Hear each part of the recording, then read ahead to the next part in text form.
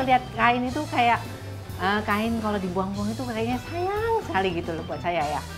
Mau apa kalau bisa saya cuci lagi, saya olah, saya senang.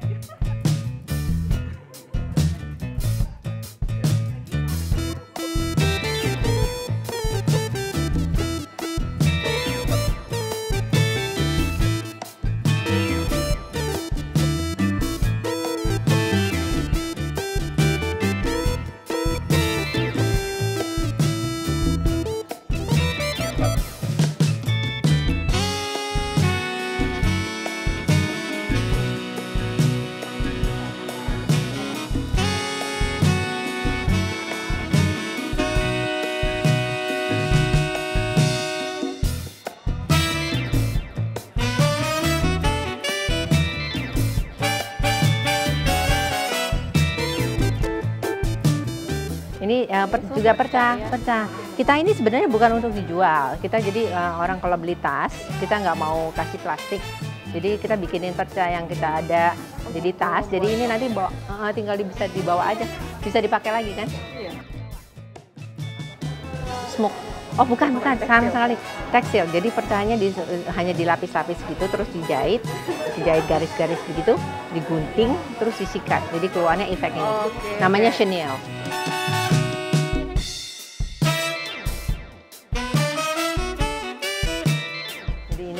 Dari perca ini, jadi tempel-tempel percanya seperti kita yang pakai ini. Jadi pakai pemakaian limbah, tuh pemakaian limbah total. Misalnya, ini kain dasar kita taruh ini kan perca biasa yang kita pakai untuk di lapisan bawah aja untuk penebalan. Tapi kalau udah itu, nah kita bisa pakai yang gini, yang lebih indah, yang lebih lentur, terus baru. Ini limbah yang keren, tapi jadinya cantik ya, jadinya keren. Nggak tahu kalau orang dari limbah.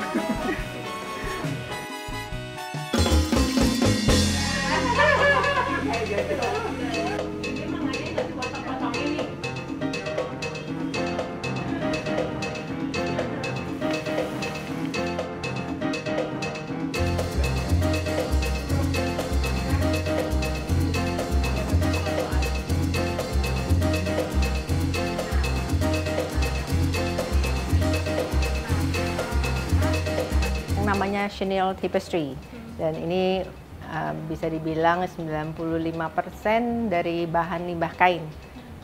Jadi kalau ini nggak tahu bisa kelihatan nggak ya?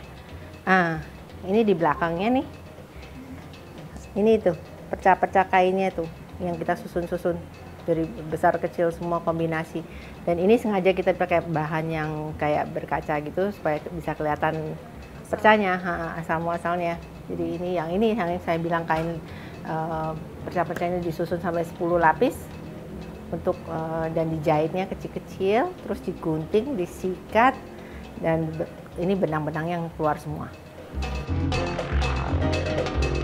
Ya, ini tergantung masing-masing sih. Kita memang ini seperti abstrak, art yang abstrak ya. Jadi kita harus lihat dari jauh. Mau lihat, kadang-kadang orang bisa lihat macam-macam. Ada yang kayak gunung, ada yang kayak ini. Kalau menurut saya sih ini kayak gunung ya.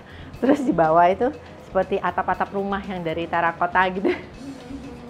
Dan ini awannya.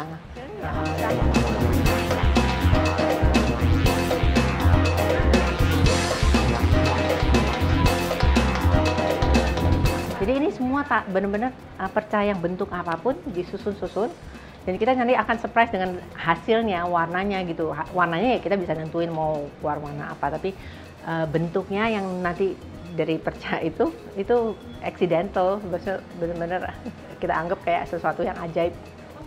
Jadi surprise lah.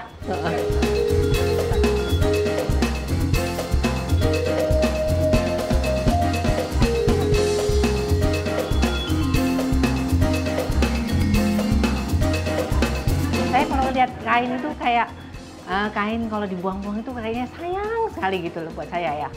Mau apa kalau bisa saya cuci lagi, saya olah, saya senang. Karena saya anggap ciptaan setiap lembar kain itu kan ada orang yang di belakang yang membikinnya, dan itu kan kerja jerih payahnya masing-masing yang di belakang penenun kayak mau apa itu orang yang mengolah spanduk kan juga yang harus desain grafiknya segala macam. Kalau dibuang begitu aja kan sayang.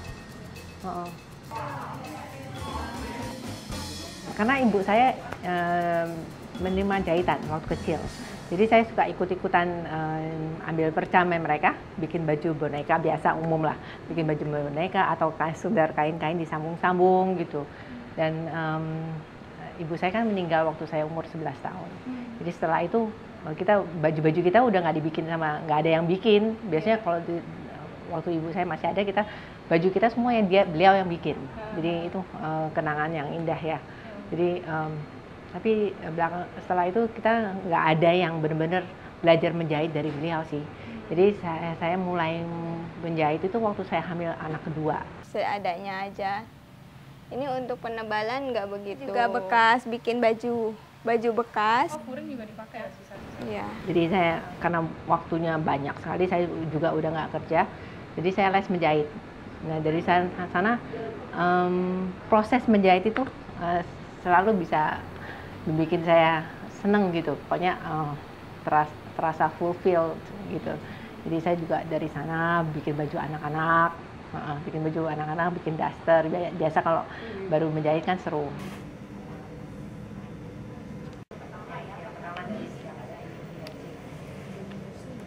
Tapi saya nggak terusin jalan terus karena waktu itu ini ada sejarah kita waktu yang 1998 itu ya.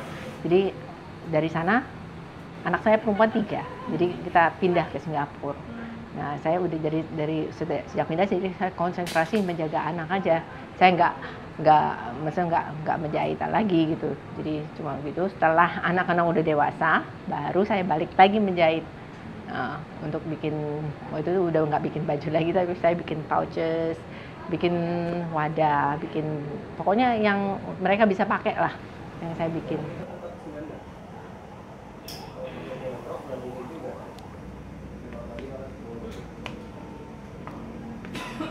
Di depan itu company-nya namanya Ditali. Mereka bikin pattern untuk garment pattern, garment sample, untuk satu brand baru.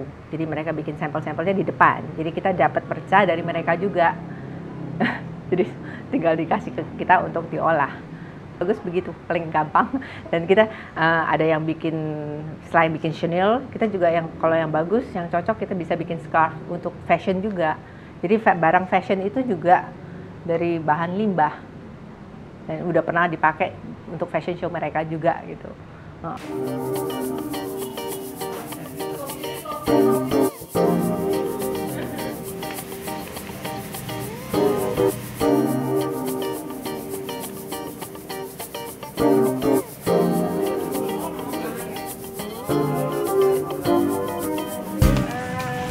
Mau ngambil perca-perca dari sini, dari bekas-bekas jahitan. Ini kan kecil-kecil, jadi mau dipakai. Jadi kita mau olah lagi. Oh iya, tadi udah dipilihin, udah diambilin satu-satu. Jadi ini yang kecil-kecil yang nggak kepakainya.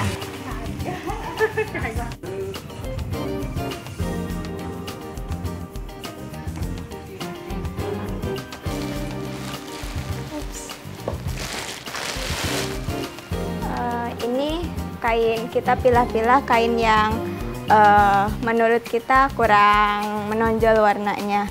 Ini kita pilah-pilah dulu. Ini kita pilah-pilah. Ya.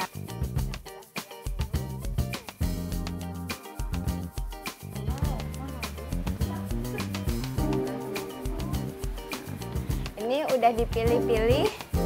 Kita siapin kain yang agak lebih lebar. Terus, ya ini Kalau ada yang lebih lebar utuh sih nggak apa-apa, karena tadi itu semuanya dari kecil-kecil, jadi kita sambung dulu. Tadi teman udah disambung. Ini tadi kain yang menurut kita nggak terlalu itu, biasanya taruh di bawah. Ini kalau bawah itu terserah kita penyusunannya kayak gimana, soalnya pastikan nggak begitu keluar juga. Kain kita katun, bahan garment biasa, jadi yang basicnya katun, polyester, silk juga bisa. Jadi umum, rata-rata kain yang sangat umum sekali. Cuma kaos kita belum pernah pakai karena itu kan terlalu lentur, jadi nggak cocok sama kain lain. Jadi yang semuanya yang ada seratnya, yang berserat, ya. Bunga si bunga. Mesti kuat ya, tenaga. Yang menonjol. Lapisan kedua itu menurut kita agak lebih keluar. Ini kain batik ya. Batik yang bagus sutra. Batik sutra kayaknya. Ya, ini kain yang bagus. Therapeutic artinya terapi benang, thread benang kan, terapi. Jadi waktu itu diawali dari saya mulai anak-anak udah dewasa, saya nganggur, jadi kengangguran itu meneruskan hobi menjahit.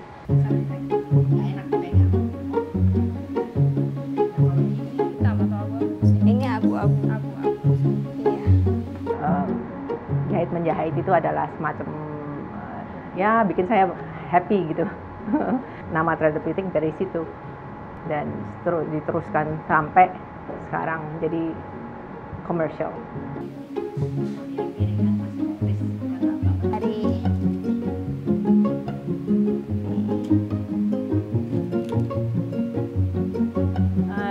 Chenille itu sebenarnya tekstur yang halusnya itu. Chenille itu dari kata caterpillar. Caterpillar itu apa ya? Ulat bulu. Yang berbulu begitu, tapi ya nggak gatel. Jadi kita pakai perca kan. Jadi kalau kita ada lembaran yang biasa yang di bawah yang besar itu paling dasar. Terus kita tumpuk-tumpuk kain-kain yang macam-macam, dari yang paling umum punya kain paling jelek yang atau nggak bagus dilihat, itu kami tata dari bawah ke atas kira-kira tiga lapis. Baru bagian yang bagus-bagusan, ya kain yang agak bagus-bagus yang kita ingin tampilkan nanti. Dan nanti yang benangnya kalau disikat juga keluarnya bisa bagus.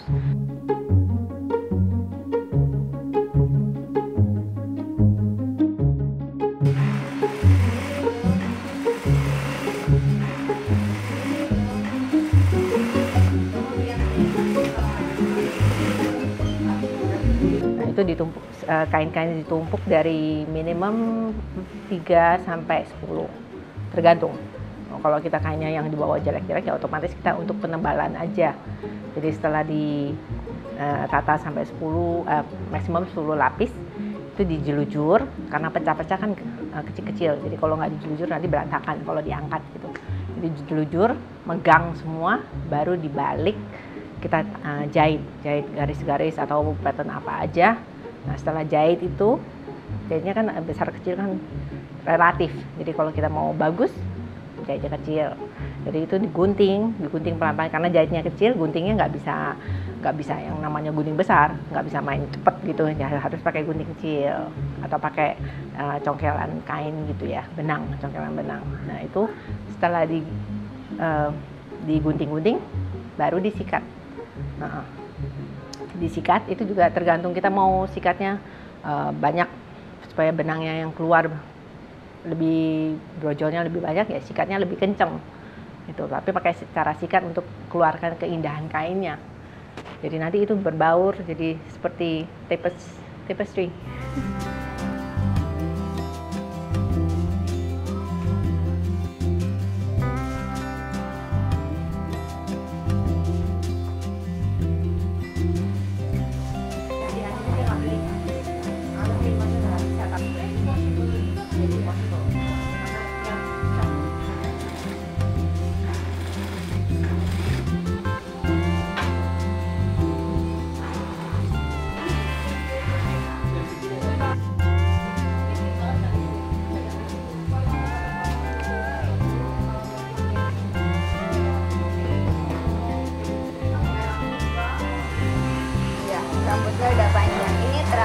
syukur. Kalau mau dicukur di sini aja. Sorry dah. Ini cara cepat bikin. Biasanya lebih lama.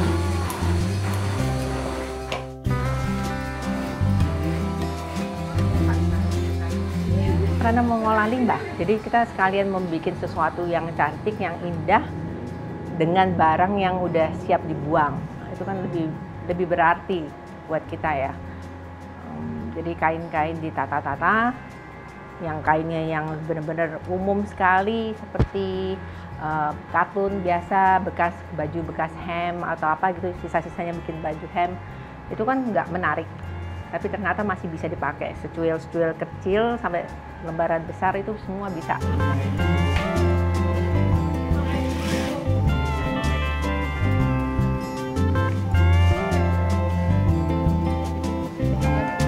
Dari konveksi, dari garment maker seperti di depan gitu. Jadi apa lagi ya? Oh, pabrik spray juga, yang mereka yang bikin spray, ada yang mereka yang ngasih juga. Jadi kita basically terima dari bis-bisan yang sisa-sisa kita terima semua.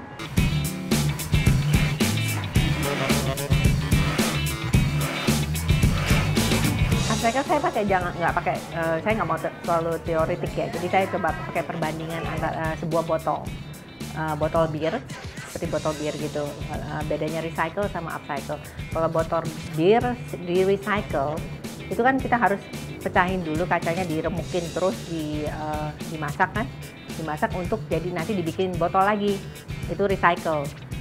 Dan kalau upcycle botol bir paling kita potong separuh terus kita asah, bisa jadi gelas atau bisa jadi pot bunga lagi gitu, seperti gitu. Bedanya recycle upcycle. Ramah lingkungan, jadi kita nggak pakai energi lagi untuk memasak atau pakai kimia lagi untuk menambah. Itu kan merusak lingkungan juga ya. Yeah. Ramah apa ya? Basically ya kita untuk mengurangi sampah. Jadi kalau kita bisa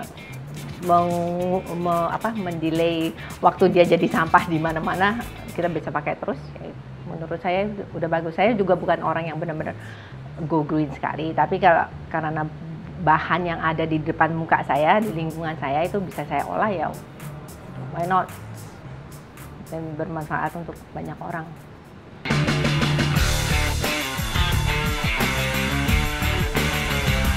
Dari banner dipotong-potong, dijahit di karung goni yang bekas juga. Ini masih ada cap-capnya itu yang dijahit begitu. Dan ini goni dan spanduk, jadi table mat. Nah ini biarpun ini pecah nih ya, udah sobek, tapi masih utuh di situ. Sebenarnya hanya seperti aksen aja, kalau orang nggak keberatan masih bisa dipakai. Jadi ini wadah, anduk, mau taruh kain bekas, kalau kita buat pernah nih kapan taruh aja, sekedar wadah deh. Jadi ini bisa dibolak-balik pakainya. Nah ini sebenarnya kayak seperti ini. Tuh. Ini tas Prisma, juga sama kan, dari karung bekas sama perca. Nah ini dalamnya kita perca juga ditata. Jadi juga bukan sekedar asal kain gitu, itu perca sambungan yang seperti kita bikin tas shopper bag itu. Nah, ini untuk lining. Jadi saya ada khusus anak muda yang menata perca-perca ini, hanya menjahit dengan zigzag. Ini semua nih dalamnya juga sama. Kalau ini bukan. Jadi ini ya, ini jadi tas clutch Chanel. Ini kita jadi pembeli, kita kasih tas perca yang kita bikin dari limbah juga. Ini dimasukin, diserut. Jadi tinggal dibawa. Ini ibu bisa pakai. Dan ini tas bisa dipakai lagi berulang-ulang. Jadi ramah diet kantong plastik, juga ramah lingkungan kan. Ini name tag dari kalender lama tuh. Jadi warna-warni kan juga belakangnya kan. Nah ini hanya kita gunting-gunting size tertentu, stempel, dan ini tinggal ditulis harganya berapa, kodenya berapa. Jadi kita nggak printing lagi. Kalau printing kan juga menggunakan heat apa itu ya namanya ya, yang carbon footprint apa namanya itu. Jadi gitu.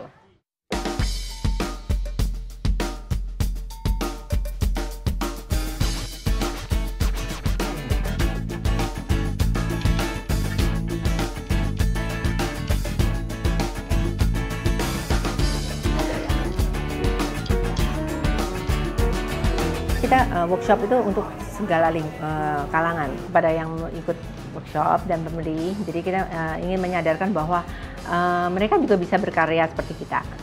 Misalnya ini hal yang umum, yang penting mau dan memakai barang-barang yang sudah ada, yang mereka ada, seperti baju bekas atau spray bekas atau hordeng bekas. Itu mereka bisa memanfaatkan untuk juga untuk kebaikan lingkungan kita kan, mengurangi sampah kan. Jadi daripada dibuang-buang semuanya akhirnya masuk jadi ke laut atau kemana, ke sungai kita. Nah itu mereka bisa mengolah itu. Jadi jangan segala harus beli yang baru, harus ngambil bahan baru untuk mengolah sesuatu. Jadi nggak konsumtif.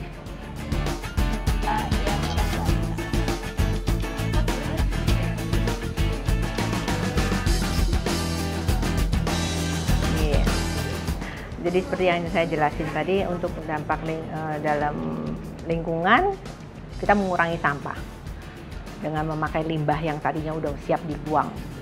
Dampak ekonomisnya ya kalau kita bisa memproduksi limbah dengan indah, otomatis ada nilai ekonominya. Dari kadang-kadang bisa lebih bagus kalau kita kreatif. Jadi bisa bikin sesuatu yang lebih bagus daripada yang bikin dari beli ya, bahan-bahannya itu lebih bagus lagi karena nilai plusnya selain ekonomi kita ramah lingkungan, jadi ada itu yang bisa dipasarkan. Dan kalau untuk memperdayakan ya kita mulai dari lingkungan kita sendiri, mempekerjakan orang-orang yang butuh pekerjaan, yang mau belajar, ya itu kita bisa latih. Dan mereka nanti kalau ingin punya bisnis sendiri, silakan.